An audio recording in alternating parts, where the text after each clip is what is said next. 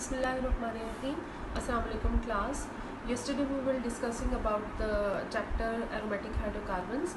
Aromatic hydrocarbons are the compounds which contain benzene and its related compound, and that is known as the derivative of benzene or the substituted benzene. Then next we will discuss about the nomenclature of substituted benzene, monosubstituted benzene, then disubstituted benzene, and after that we discuss the nomenclature of polysubstituted benzene. Benzene will now discuss the structure of benzene. Today we will discuss the structure of benzene. Benzene was discovered by the Michael Faraday in 1825 by the destructive distillation of the vegetable oil. अगर vegetable oil की destructive distillation करें तो benzene उसमें से obtain होती है one of the fragment. ये सबसे पहले Michael Faraday ने 1825 में discover किया था. Then Hoffman discovered it from coal tar. Same process destructive distillation in 1845 में उसने coal tar की डिस्ट्रक्टिव डिस्टिलेशन की तो उसमें से भी बेंजीन प्रोड्यूस हुई. डिस्ट्रक्टिव डिस्टिलेशन आपने स्टडी किया होगा फर्स्ट चैप्टर में बहुत डिटेल में कि डिफरेंट फ्रैगमेंट सेपरेट आउट होते हैं depending upon the boiling point. Benzene का मॉलिक्यूलर फार्मूला अगर हम देखें तो इसके अंदर 6 कार्बन है और 6 ही हाइड्रोजन है. ये 6 कार्बन और 6 हाइड्रोजन आपको सजेस्ट करते हैं कि यहाँ पर ये compound it does not contain single bond only, it contain high degree of unsaturation, mean इसके अंदर डबल बॉन्ड मौजूद होंगे. ये डबल बॉन्ड अल्कीन की सूरत में हो सकते हैं या अल्काइन की सूरत में हो सकते हैं, क्योंकि अगर ये अल्केन होता तो इसका जनरल फार्मूला CnH2n+2 होता. अकॉर्डिंग टू दैट कार्बन 6 है तो 12 हाइड्रोजन 14 होने चाहिए, but this show that this contain 6 carbon and 6 hydrogen. If it is alkene then इसका फार्मूला CnH2n होता और इट कंटेन 6C6H12. तो फिर भी ये इसको फॉलो नहीं कर रहा. अगर ये अल्काइन होता तो इसका फार्मूला CnH2n-2 के लिहाज से इसमें 6 कार्बन और आपके पास 10 हाइड्रोजन होते. तो ये सजेस्ट कर रहा है कि इसमें एक डबल या ट्रिपल बॉन्ड मौजूद नहीं है, एक से ज़्यादा डबल और ट्रिपल बॉन्ड होंगे. Mean it show a high degree of unsaturation. Unsaturation कहते हैं डबल बॉन्डेड को. जब किसी कंपाउंड में डबल और ट्रिपल बॉन्ड मौजूद होते हैं तो वो अनसैचुरेटेड हाइड्रोकार्बन्स कहलाता है. ठीक है, सैचुरेटेड वो होता है जिसमें फुली सेटिस्फाइड होता है, यानी carbon to carbon single bond मौजूद होता है, और अनसैचुरेटेड हाइड्रोकार्बन्स वो होता है जिसमें कार्बन टू कार्बन डबल या carbon to carbon triple bond मौजूद होता है. मीन उसकी वैलेंसी सेटिस्फाइड नहीं होती बाय अदर एटम्स. सो इस पॉइंट को देखते हुए सबसे पहले जो स्ट्रक्चर की तरफ हम जाएं तो उसके लिए सबसे पहले स्ट्रेट चेन यानी ओपन चेन स्ट्रक्चर जो है वो सजेस्ट किए गए. उसमें स्ट्रक्चर नंबर 1 जो है, अगर हम इसको देखें, इसमें 6 कार्बन हम पहले प्लेस करेंगे. दिस इज 1 2 3 4 5 एंड 6 कार्बन है. और अगर हम इसको नंबरिंग कर लें, this is 1 2, this is 3 carbon, this is 4 carbon, 5 and 6.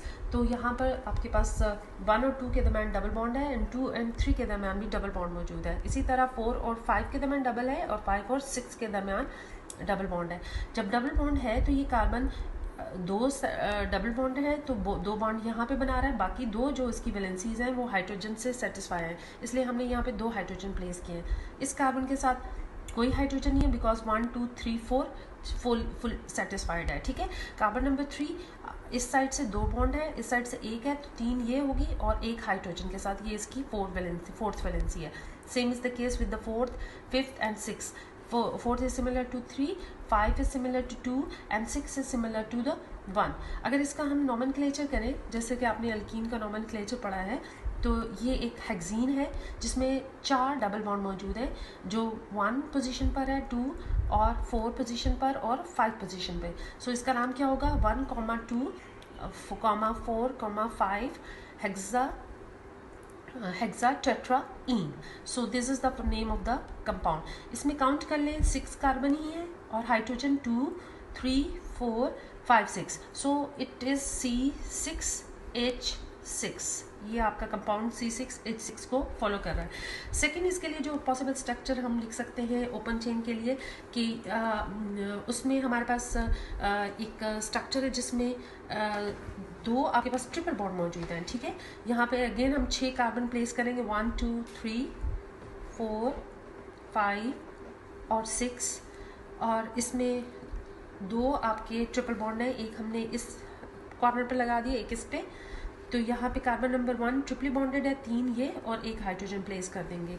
इसके साथ कोई नहीं होगा क्योंकि 3 डबल बॉन्ड है, 3 ट्रिपल बॉन्ड है, 3 और एक ये बॉन्ड है, 4 बॉन्ड पूरे हो गए, इसलिए इस कार्बन के साथ कोई हाइड्रोजन नहीं होगा।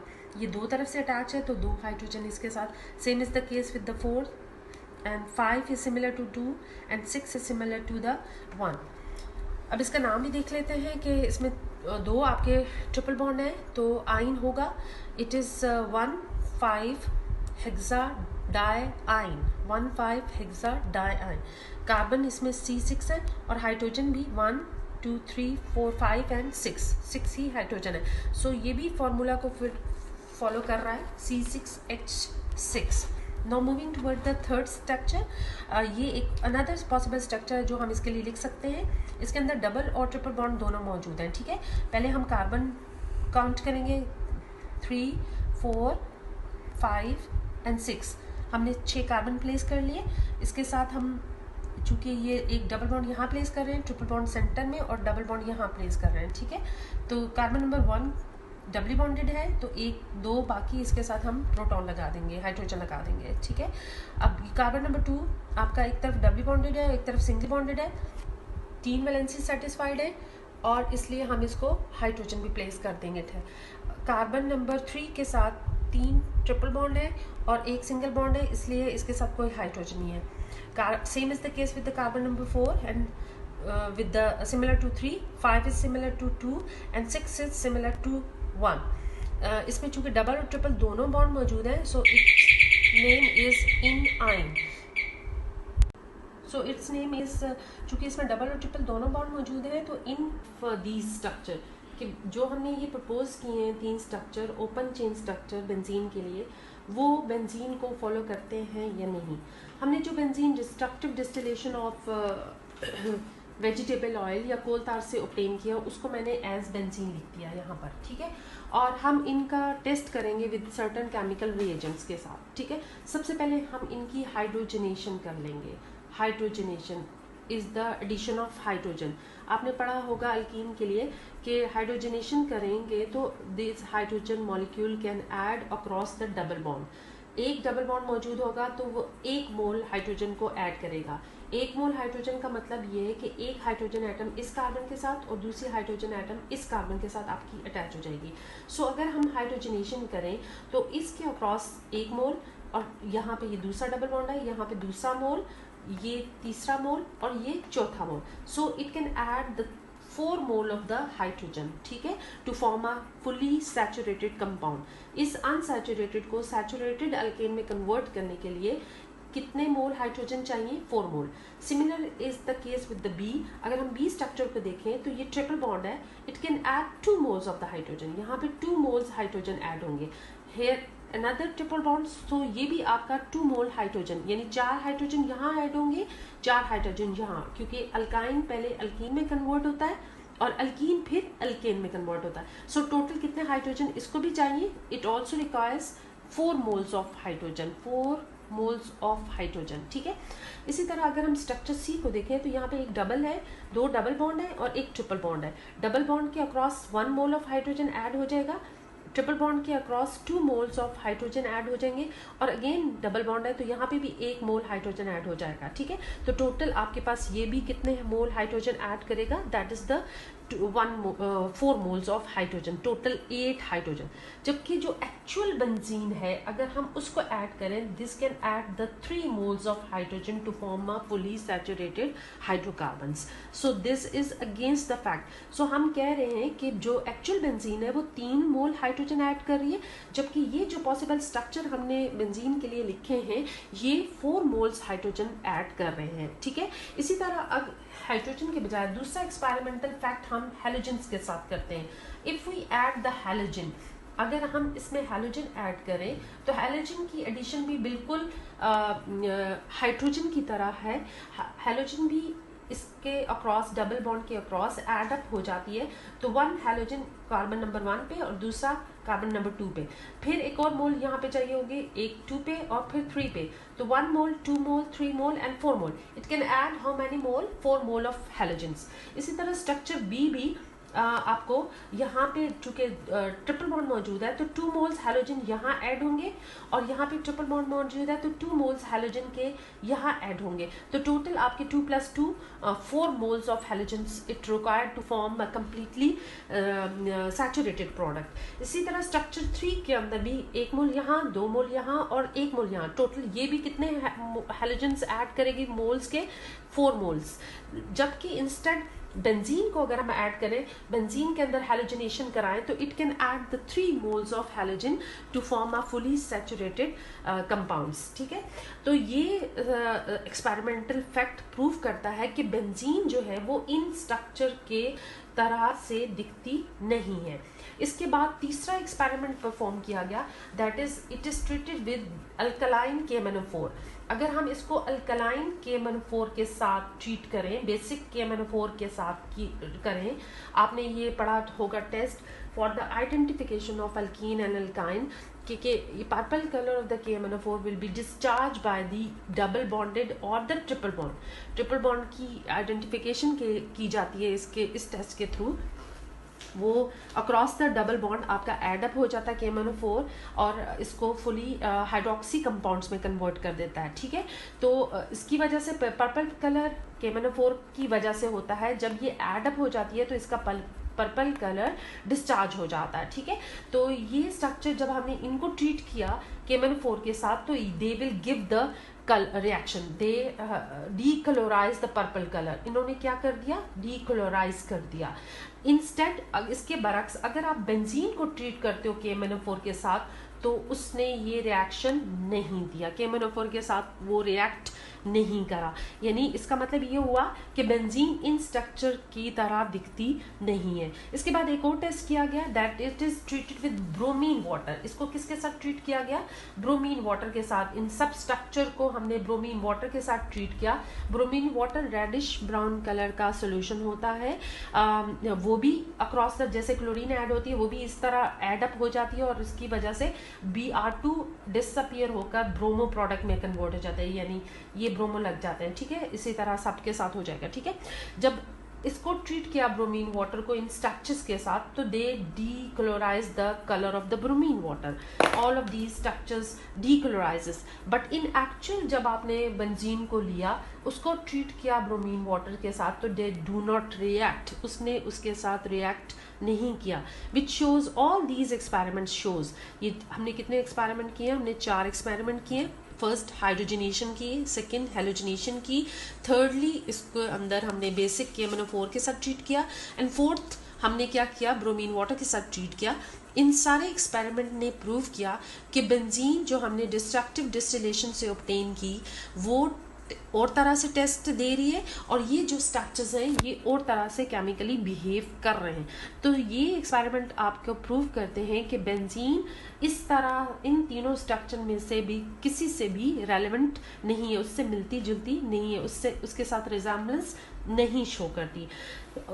इससे हमें क्या पता लगा कि benzene can add 6 hydrogen and 6 halogens, but above structure जो ऊपर वाले सारे के सारे स्ट्रक्चर हैं वो कितने ऐड करते हैं? हाइड्रोजन 8, और कितने हैलोजेंस ऐड करते हैं? वो भी 8 हैलोजेंस अटैच करते हैं।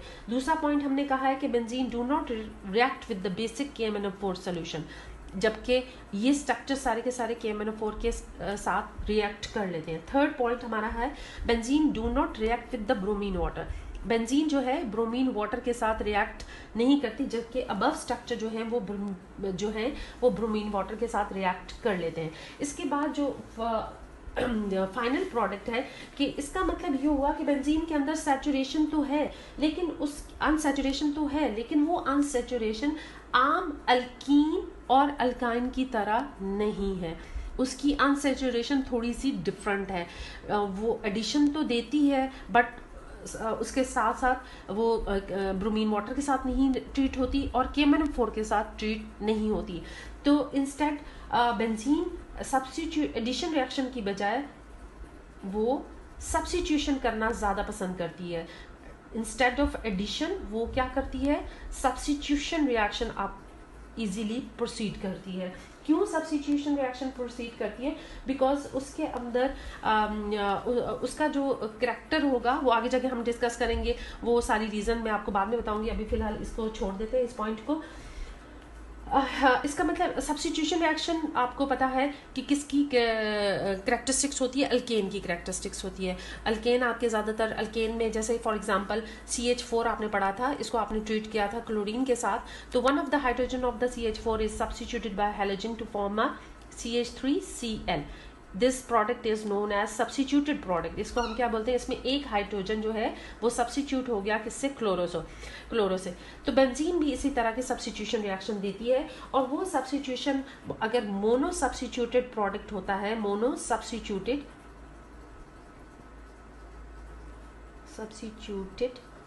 तो उसका मोनो सब्स्टिट्यूटेड प्रोडक्ट जो देगा उसका वन आइसोमर होगा, डाई आइसोमर नहीं होंगे, दो आइसोमर्स नहीं होंगे, सिर्फ वन आइसोमर होगा। इसका मतलब ये हुआ कि अगर आप बेंजीन की सब्स्टिट्यूशन करेंगे तो बेंजीन, अगर सपोज मैं उसकी ब्रोमीन के साथ सब्स्टिट्यूशन कर रही हूँ बेंजीन की, अभी मुझे स्ट्रक्चर चुके नहीं पता, अगर मैं इसको ब्रोमीन या ऊपर वाला क्लोरीन ही ले लेते हैं, ठीक है, क्लोरीन के साथ सब्स्टिट्यूशन करती हूँ तो मेरे पास आ जाता है क्लोरो बेंजीन, ठीक है।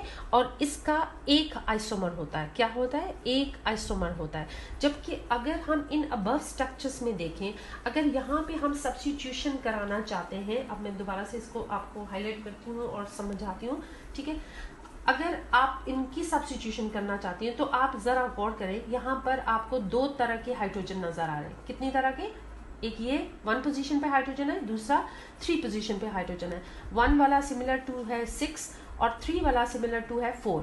तो ये वाला और ये वाला इक्विवेलेंट है, इसलिए इसमें फर्क नहीं होगा, ठीक है। चाहे आप इसको सब्स्टिट्यूट करा लें चाहे इसको करा लें, ये एक ही बात है। लेकिन अगर आप 1 को करेंगे तो वो 3 से डिफरेंट होगा, और इसी तरह 3 वाला जो होगा वो 1 से डिफरेंट होगा, लेकिन 3 वाला सिमिलर टू होगा 4 के और 1 वाला सिमिलर होगा 6 के। If you substitute this hydrogen with the halogen तो यू विल गेट 1, जो भी नाम था। इसी तरह अगर आप इसको सब्स्टिट्यूट करते हो तो आपके पास 3 ब्रोमो बन जाएगा। This will give you the 1 bromo and this will give you the 3 bromo. इसी तरह अगर आप सेकंड स्ट्रक्चर को देखें, सेकंड स्ट्रक्चर में आपके पास एक प्रोटॉन ये है और दूसरा हाइड्रोजन ये है। एक हाइड्रोजन कार्बन नंबर 1 पे है, दूसरा हाइड्रोजन कार्बन नंबर 3 पे है, और कार्बन नंबर 4 वाला 3 से इक्विवेलेंट है और कार्बन नंबर 6 वाला 1 के इक्विवेलेंट है। So there are 2 kinds of the hydrogen, ठीक है। तो if you substitute hydrogen number 1 by the bromine, this will by the chlorine, this will give you 1 chloro product. और if you substitute 3 hydrogen number 3, this will give you the 3 chloro product, ठीक है। तो 2 isomer आपके mono substituted के आगे, इस case में भी और अबव केस में भी। सिमिलर अगर आप इधर भी करेंगे तो यहाँ पे भी आपके पास 2 आइसोमर्स बनेंगे, 1 वाला और 2 वाला। इधर से काउंट कर लें या इधर से काउंट कर लें, सेम कंडीशन होगी। चाहे आप इन दोनों में से किसी को सब्स्टिट्यूट करा लें या इसको और इसको करा लें, सेम कंडीशन होगी। So you will gate at least 2 isomers of the mono substituted product for these open chain structure, whereas benzene give you the 1 isomer of mono substituted product. Next जो पॉइंट है इसके अंदर वो आता है कि अगर हम इसकी डाई सब्स्टिट्यूशन करें, दो हाइड्रोजन को सब्स्टिट्यूट करें, तो benzene will give you the 3 options. Benzene आपको किस तरह कितनी ऑप्शंस देता है? अगर सपोज हम बेंजीन को लिखें तो उसकी एक ऑप्शन ये है कि अगर एक यहाँ है आपके लग गया, दूसरा प्रोडक्ट यहाँ लग गया, this will be the 1-2 position, जिसको हम क्या बोलते हैं, ऑर्थो आइसोमर। इसको हम क्या बोलेंगे, ऑर्थो आइसोमर।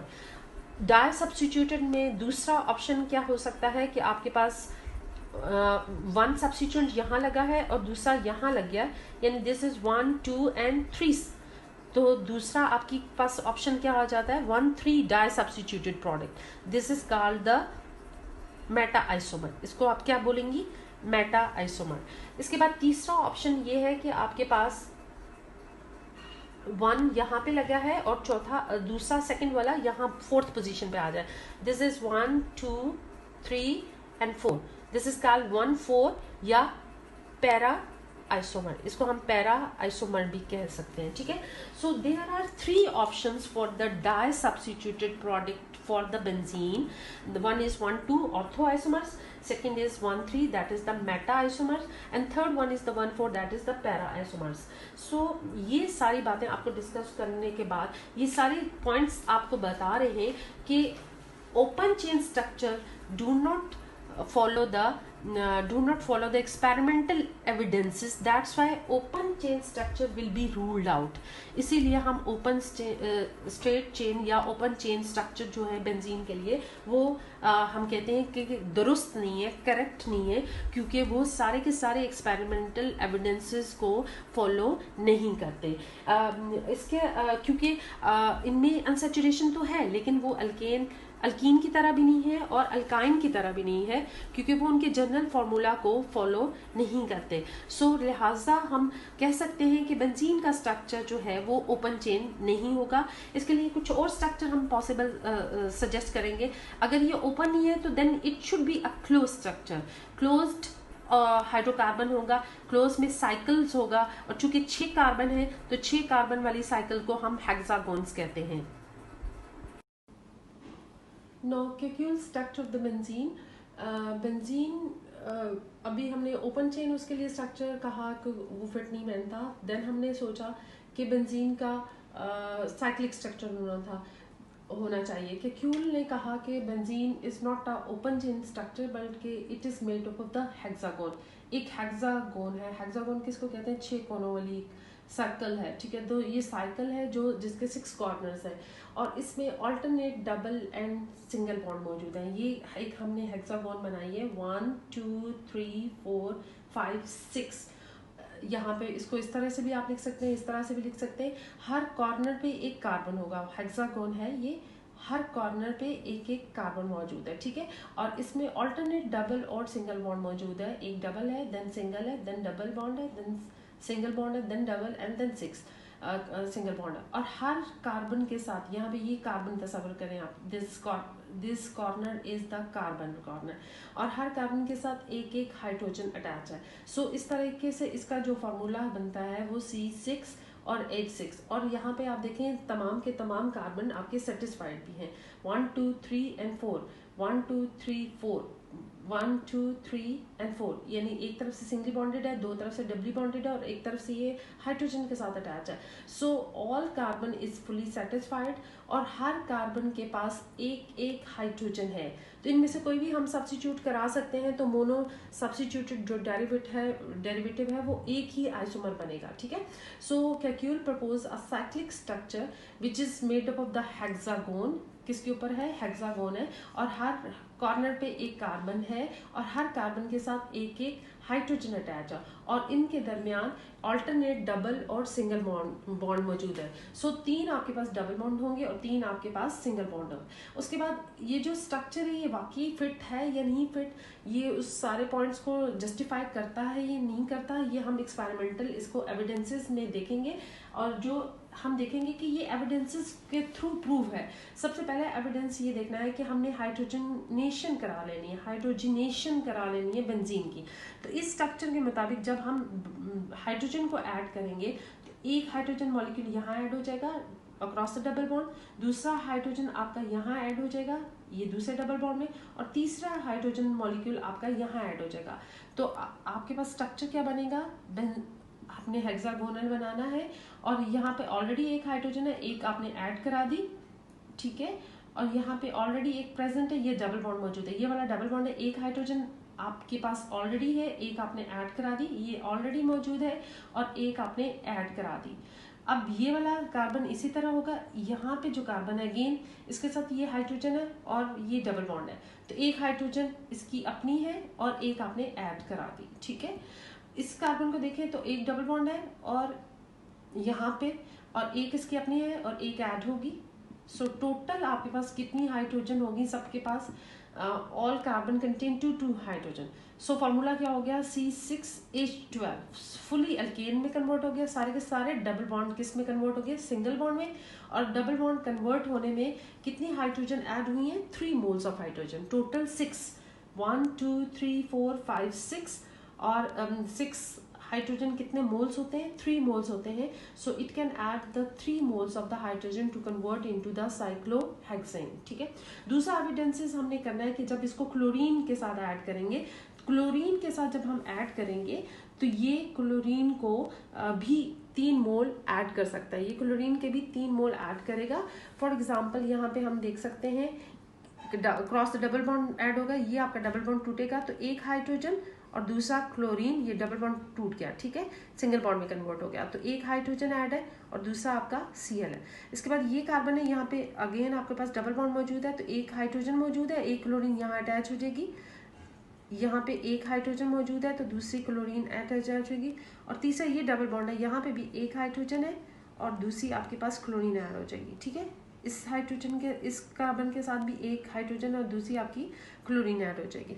तो टोटल 1 2 3 4 5 6 क्लोरीन है, कितने मोल बनती हैं, 3 मोल्स बनती हैं। So it is hexachlorocyclohexane. क्या है नाम इसका, हेक्साक्लोरोसाइक्लोहेक्सेन। तीसरा एविडेंस हम कर रहे हैं कि substitution reaction.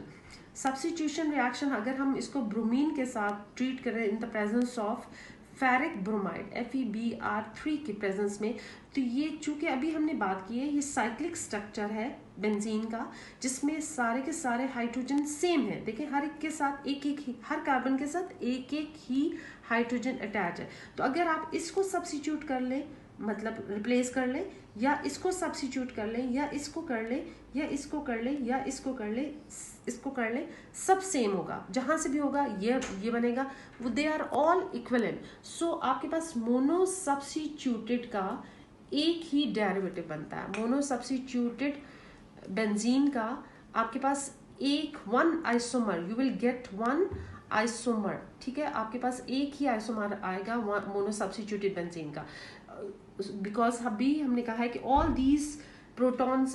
These hydrogen are equivalent, because all the carbon are equivalent, so hydrogen are equivalent, so any one of the hydrogen can be substituted by the bromine to give the 1 isomer of the mono substituted benzene। आपके पास एक isomer आ जाता है। चौथा and very important evidence कि benzene can give you the 3 isomers of di substituted derivatives. अगर आप इसको डाई सब्स्टिट्यूटेड करना चाहो तो उसमें 2 नहीं बल्कि 3 उसके आइसोमर्स बनने का चांस है। पहला आइसोमर जिसमें दूसरा ब्रोमीन उसकी 1-2 पोजीशन पर हो सकता है, इस पोजीशन को आप ऑर्थो पोजीशन भी कहते हैं, ये कल हमने डिस्कस किया था। सो एक आइसोमर ये हो सकता है, दूसरा ब्रोमीन उसकी या तो 1-3 पोजीशन पर आ सकता है, तो इसको हम मेटा आइसोमर कहते हैं, और तीसरा उसकी 1-4 पोजीशन पर आ सकता है, तो इसको हम पैरा आइसोमर कहेंगे। क्या कहेंगे इसको, para isomer. So benzene can give you the 3 isomers, 1 is ortho 1-2, second is meta 1-3, and the third one is para, that is 1-4 derivative। so 3 isomers आपके डाई सब्स्टिट्यूटेड के आ जाते हैं। यानी बेंजीन को जब हम डाई सब्स्टिट्यूशन करते हैं तो 3 चांस होते हैं कि आपके पास या तो वो ऑर्थो पोजीशन में हो, या मेटा पोजीशन पे हो, या वो पैरा पोजीशन पे। सो ये 3-4 एविडेंसेस कि 3 mole of hydrogen, 3 mole of halogen and substitution and 3 isomers of di-substituted derivatives, ये प्रूव करते हैं कि आपके पास बेंजीन जो है वो साइक्लिक स्ट्रक्चर में आती है। किस स्ट्रक्चर में है, ओपन चेन नहीं है बल्कि साइक्लिक है, जिसमें ये साइकिल 6 कोनों पर है, इसलिए इसको हम हेक्सागोन कहते हैं, और इसमें हर कार्बन के पास एक एक हाइड्रोजन है, और ये सारे हाइड्रोजन इक्विवेलेंट हैं, सारे के सारे हाइड्रोजन इक्विवेलेंट है। हम for the sake of simplicity हम क्या करते हैं, इन प्रोटॉन को हम प्लेस नहीं करते हैं, हम सिर्फ इस तरह से भी शो करते हैं। इसका मतलब यही होता है कि इनके साथ एक एक हाइड्रोजन अटैच है, ठीक है, और इसमें alternate double and single bond हम प्लेस कर देते हैं। So this is all about the Kekule structure of the benzene. Now, X-ray study of the structure of the benzene. Kekule studies के बाद हम एक्सरे स्टडी देखेंगे बेंजीन के structures की, कि उसमें क्या है। X-ray study propose that benzene has planar structure. Benzene का प्लेनर स्ट्रक्चर है। प्लेनर स्ट्रक्चर से क्या मुराद है, आपने हिब्रिडाइजेशन में पढ़ा था होगा कि sp3 हिब्रिडाइजेशन का टेट्राहेड्रल स्ट्रक्चर होता है और sp2 हिब्रिडाइज का प्लेनर स्ट्रक्चर होता है और sp हिब्रिडाइजेशन में वो लीनियर स्ट्रक्चर होता है। प्लेनर स्ट्रक्चर जो एक ही प्लेन में हो, यानी अगर आप यहाँ पे उसको बिछाएं तो वो इसके साथ इसके अकॉर्डिंग अलोंग द प्लेन आ जाए, ठीक है, इस पूरे बोर्ड के साथ ही चिपक जाए। So it has the planar structure, benzene has planar structure. And secondly this studies reveals that all the carbon bond length are 139.7 picometre.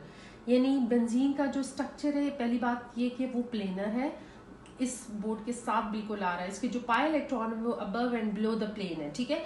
ये सारे कार्बन प्लेनर है क्योंकि कार्बन sp2 हिब्रिडाइज है, तो तीनों ये जो बॉन्ड्स हैं ये इस प्लेन के साथ है, एक ये एक ये एक ये sp2 हाइब्रिड ऑर्बिटल से बनेंगे। आगे हम इसका स्ट्रक्चर जब डिस्कस करेंगे तो मैं वहाँ पे आपको इसका डिटेल बताऊंगी, ठीक है। सेकेंडली कार्बन जो बॉन्ड लेंथ है वो सारी की सारी इक्विवेलेंट है। कितनी है ये carbon to carbon bond length 139.7 picometer, और कार्बन और हाइड्रोजन का जो बॉन्ड लेंथ है वो है 109 पिकोमीटर। सो यहाँ पर यानी ही suppose x-ray studies tell us कि सारी की सारी बॉन्ड लेंथ्स बराबर हैं, ठीक है। कितनी है 139, और सारी की सारी कार्बन हाइड्रोजन बॉन्ड लेंथ भी बराबर है, दैट इज 109 पिकोमीटर। इन दोनों पॉइंट्स को अगर हम जेन में रखें तो हमें केक्यूल स्ट्रक्चर के अंदर थोड़े से ऑब्जेक्शन आ जाते हैं। नंबर 1 ऑब्जेक्शन क्या है, सबसे पहला objection, so the first objection to the keccule structure by the X-ray study is that all the bond length should be equivalent, 139.7 picometer, but in the keccule structure there are some carbon that is doubly bonded and there are some carbon that is singly bonded. If we number it, अगर हम यहाँ पे numbering करें तो हमारे पास carbon number 1 और 2 के दरम्यान डबल बॉन्ड है और 2 और 3 के दरम्यान सिंगल बॉन्ड है। अगेन 3 और 4 के दरम्यान डबल बॉन्ड है और 4 और 5 के दरम्यान सिंगल बॉन्ड है और 5 और 6 के दरम्यान अगेन डबल बॉन्ड है। तो as we know that double bond is shorter as compared to the single bond, तो double bond length should be 134 picometer and the single bond length should be 54 picometer. 154 picometer ये bond length होनी चाहिए और 134 picometre ये bond length होनी चाहिए। तो आपकी कुछ बॉन्ड लेंथ जो सिंगल वाले होंगे वो आपके लॉन्गर बॉन्ड होंगे और जो डबल बॉन्ड होंगे वो आपके शॉर्टर बॉन्ड होंगे। फिर लंबा होगा, फिर आपका शॉर्टर होगा, फिर आपका लंबा होगा और फिर शॉर्टर होगा। So it will not be a regular hexagon, ये एक रेगुलर हेक्सागोन नहीं हो सकेगी, ठीक है। रेगुलर हेक्सागोन नहीं होगी क्योंकि अगर ये डबली बॉन्डेड और सिग्नी बॉन्डेड ऑल्टरनेट इसमें मौजूद हैं तो कुछ बॉन्ड लेंथ शॉर्टर होंगी और कुछ बॉन्ड लेंथ लंबी होनी चाहिए। That's why it should not be proposed, it should not produce a regular hexagon, थोड़ा सा टेढ़ा मेढ़ा हो जाएगा, ठीक है। और फर्स्ट ये ऑब्जेक्शन हो गया। जबकि सेकंड ऑब्जेक्शन क्या है कि यहाँ पे अगर बेंजीन जो है वो आपको एक आइसोमर देता है डाई सब्स्टिट्यूटेड के लिए, ठीक है। वैसे तो 3 देता है ऑर्थो मेटा पैरा, लेकिन ऑर्थो के लिए एक ही आपके पास आइसोमर प्रोड्यूस होता है। जबकि केक्यूल स्ट्रक्चर में अगर हम देखें तो ऑर्थो प्रोडक्ट के लिए 2 आइसोमर्स प्रपोज होते हैं।